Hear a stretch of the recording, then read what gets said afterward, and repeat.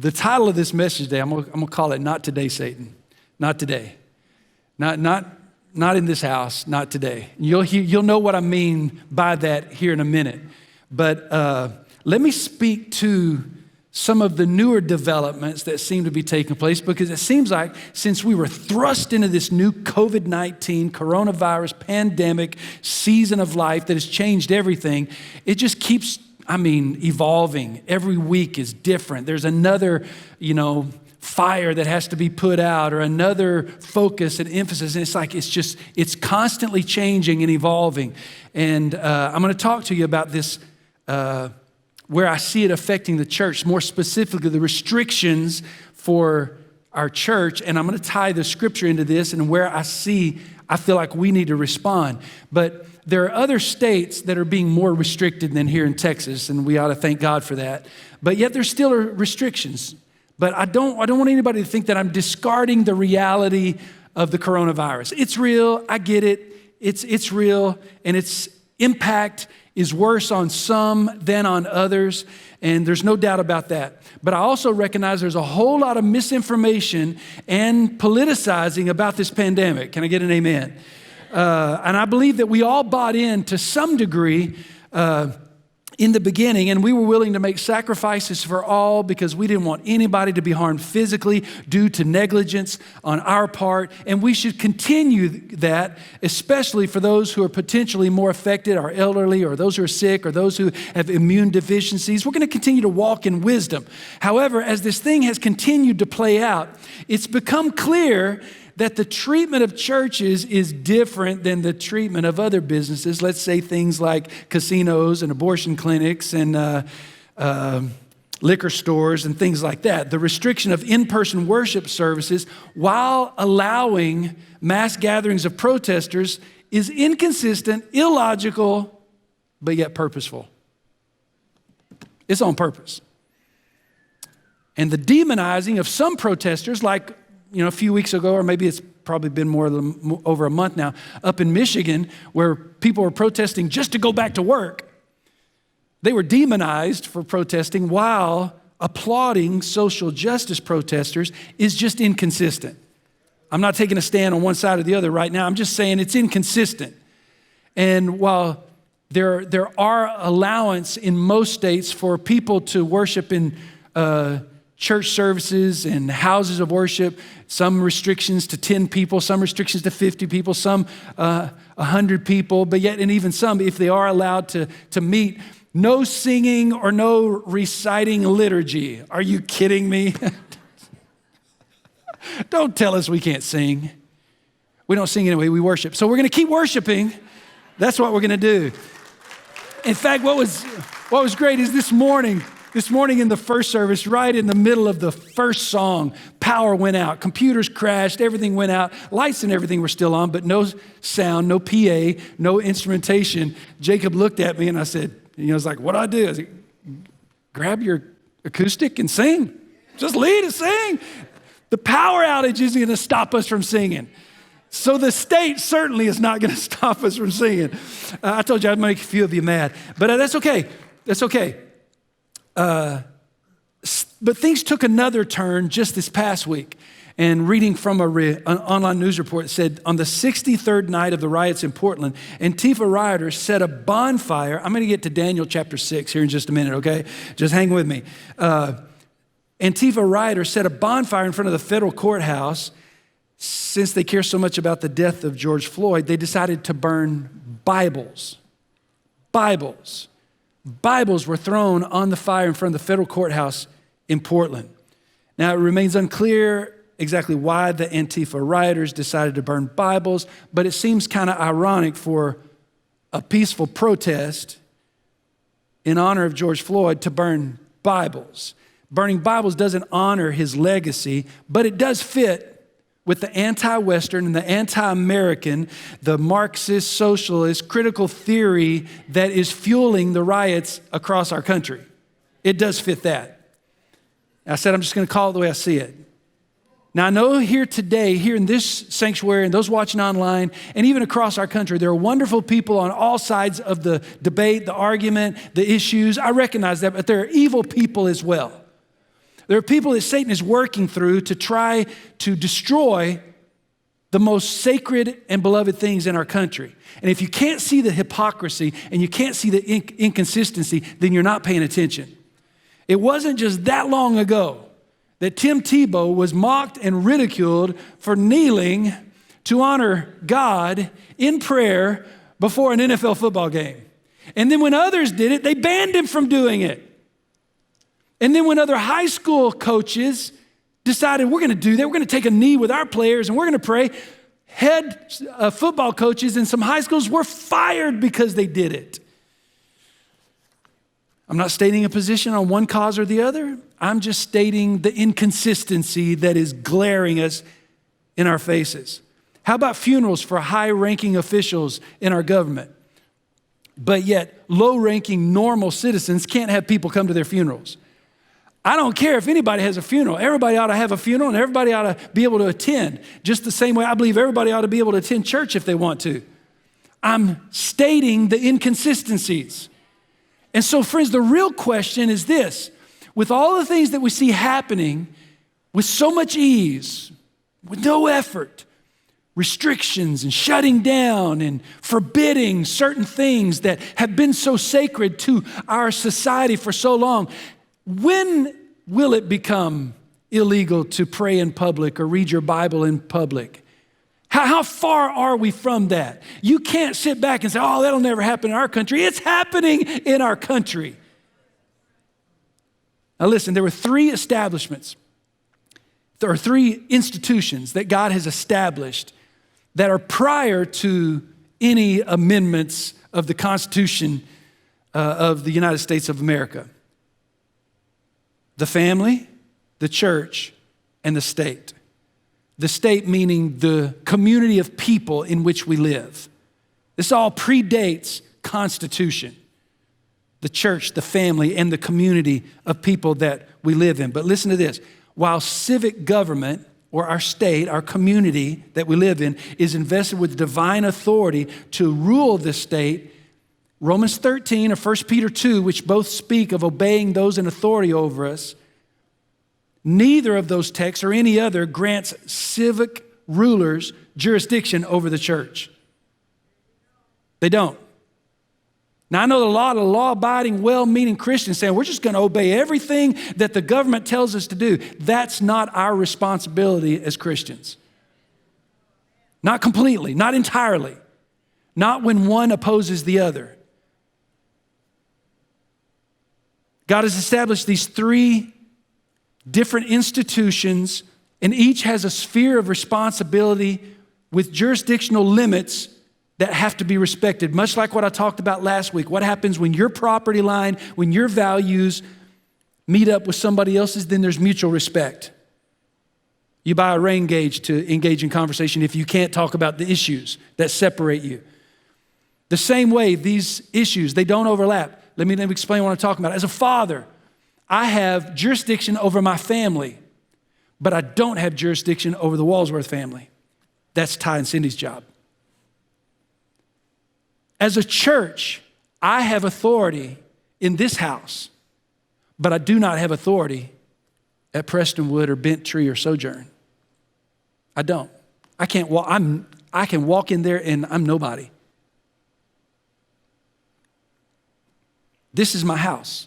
This is where I have authority. In the same way, the civil government is specifically tasked with the oversight and the protection of civil peace and well-being within the boundaries of the nation or the community. But God hasn't granted civil rulers authority over the doctrine, the practice, or the government of the church. They haven't been given that right. Their rights stop where the church's rights begin. So any government official that issues orders regulating the gathering, the way we worship, practices, our singing, our reciting, is overstepping a boundary. And at some point, the church has to be willing to say enough is enough. In fact, I don't always agree with Rand Paul, but Rand Paul said something that was right on. He said, I'm part of your government, but I'm here to say that the government can't save you. The government can't mend a broken soul, and the government can't provide salvation. The problem with a lot of people is we have put more trust in the government than in God.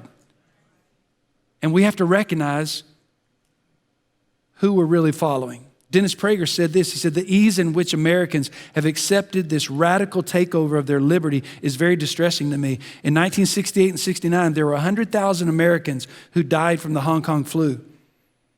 That would be equivalent to 150, 160,000 in today's population. He said they didn't close one school, one theater.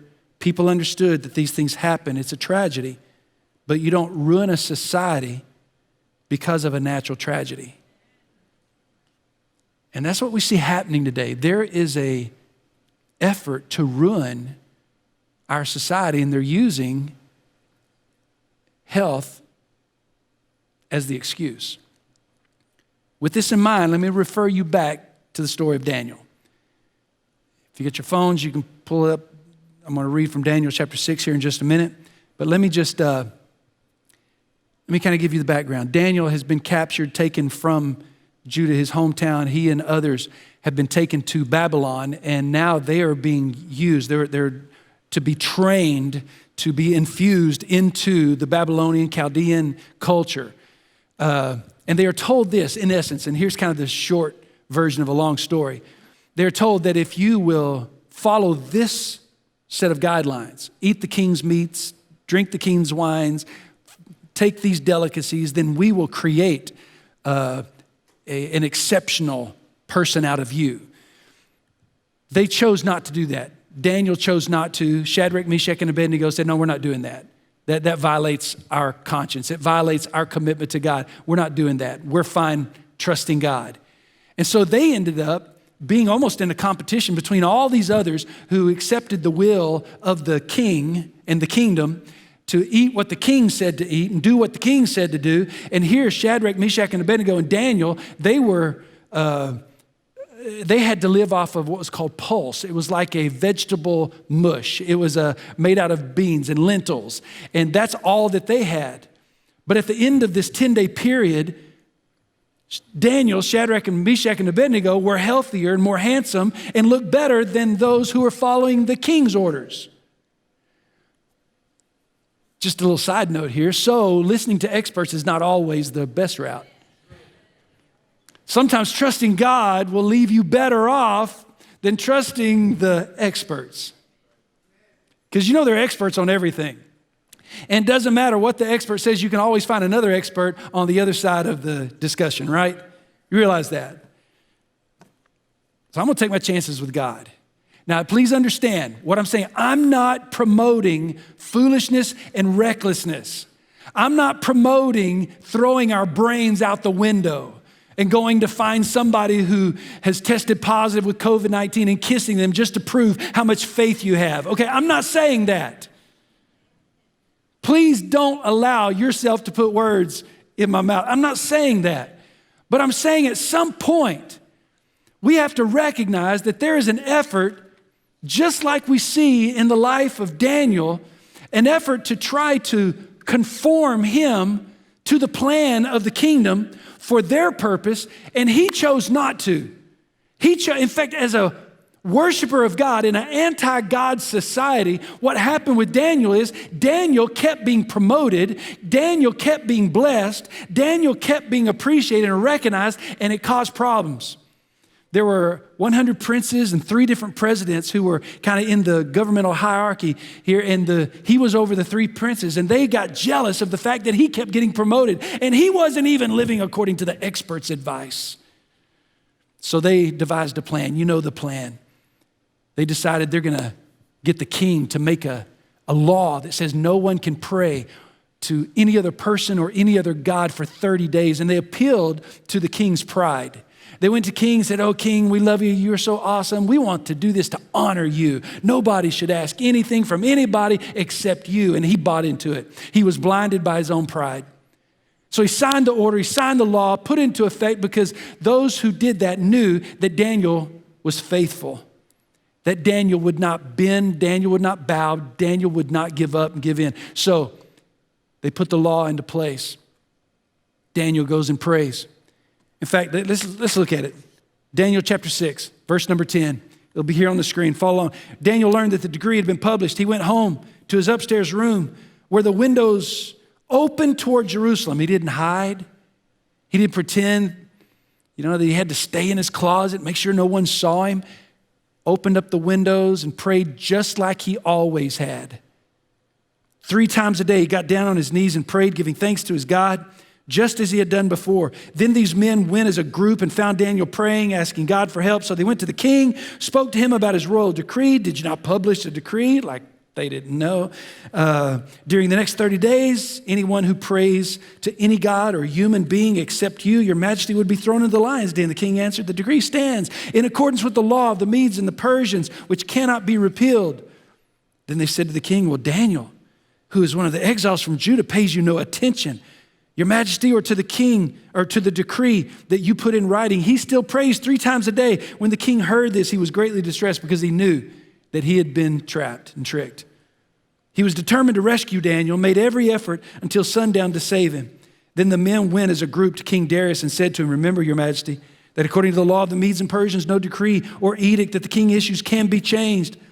So the king gave the order, and they brought Daniel and threw him into the lion's den. And the king said to Daniel, may your God whom you serve continually, notice that word continually, meaning he didn't change.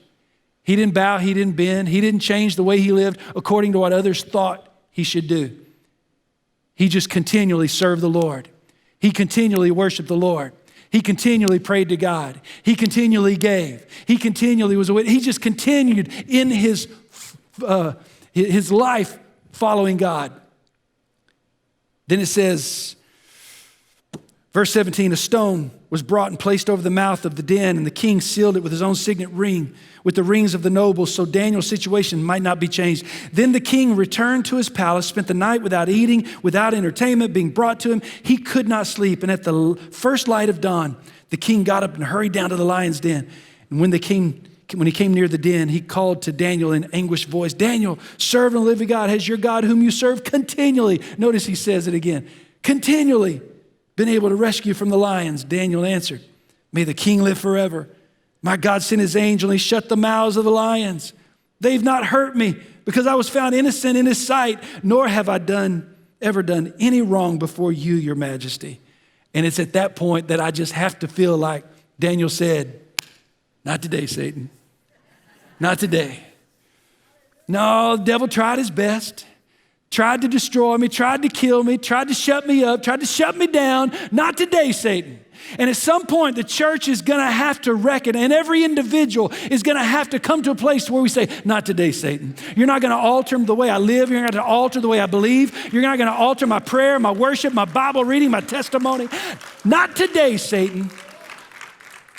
So the king spends his night void of sleep. He's restless. He's frustrated, but Daniel is at peace.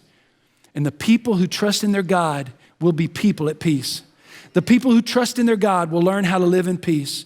And then the greatest part of the whole story, this is the darker side of me. Daniel 6:24 says, at the king's command, the men who had falsely accused Daniel were brought in and thrown into the lion's den along with their wives and children. That's the bad part. And before they reached the floor of the den, the lions overpowered them and crushed them to their bones. Anyway, I'm just saying, God's got your back. He's going to take care of you, and your enemies will be destroyed. Where does that leave us?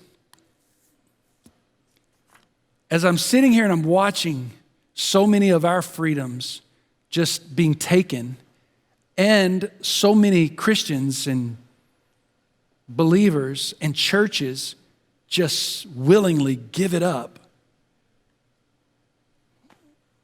is that the way we're going to continue to live? Is that the way you want to? That's not the way I want to live. So how could Daniel have the boldness to stand up against the decree of the king, knowing the consequences that were attached to disobeying that decree. How could he do that? Where did he find that boldness? Where did he find that courage? Where did he find that strength? You know where he found it? Daniel had faithfully entered his house 3 times a day and prayed when there was no anti-God decree. It was just his life. So here's what I'm asking of you. You need to have a life that doesn't change depending on the pressure of our society.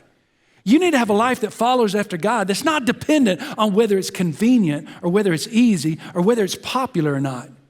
You need to have a life that's following God because you're in a relationship with Him and nothing's going to change that. You need to be willing to follow Him regardless of what it costs you, regardless of what happens. So here's my 3 quick takeaways, and I'm going to wrap up with this. Number 1, there's a spirit that is antichrist in the world today that wants to destroy the presence of God in our world. There's no doubt that the antichrist spirit is upon us. It's everywhere. In fact, it wasn't just a couple of years ago when they were trying to restrict pastors down in Houston by the mayor asked for them to send their manuscripts of their sermons into the office so they could determine whether we were preaching hate speech or not.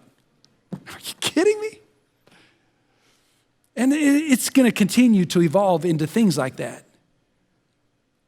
And the reason there's so much opposition and anti-Christ presence in our world today is because what we stand for is offensive to those who are not in the faith. When we stand up against sin, go down the list, sin. Anybody who's enjoying their sin, well, we're offensive to them. And if they can shut us down and silence our voice, it makes them feel better about what they're doing. But that's not a reason to be silent. It may mean that we need to speak more in love. It may need to mean that we need to build better relationships. But be silent? No, that's not the answer. Number 2, there are consequences when you stand up against the antichrist spirit. Yeah, there will be consequences. And we've got to be prepared for it. I got to be prepared for it. I recognize that even sharing this message this morning, I'm going to tick somebody off. I know that. I don't say it to upset and frustrate anybody. I call it like I see it. But I recognize it's not going to sit well with everybody. There are consequences. But number 3, God's faithful to those who are faithful to Him. God's faithful to His people. He's faithful to you. He's faithful. You say, well, I may lose my job. God's faithful to you. What if they attack the church? God's faithful to us. What if they attack me personally? God's faithful to me. I just have to remember He's faithful. What He's looking for today are people who are bold, people who are fearless, people who have a spirit inside of us where we recognize we are strong in the Lord and in His mighty power, and we don't bend and we don't bow to this culture that we live in today. We only bow to God. We serve Him only.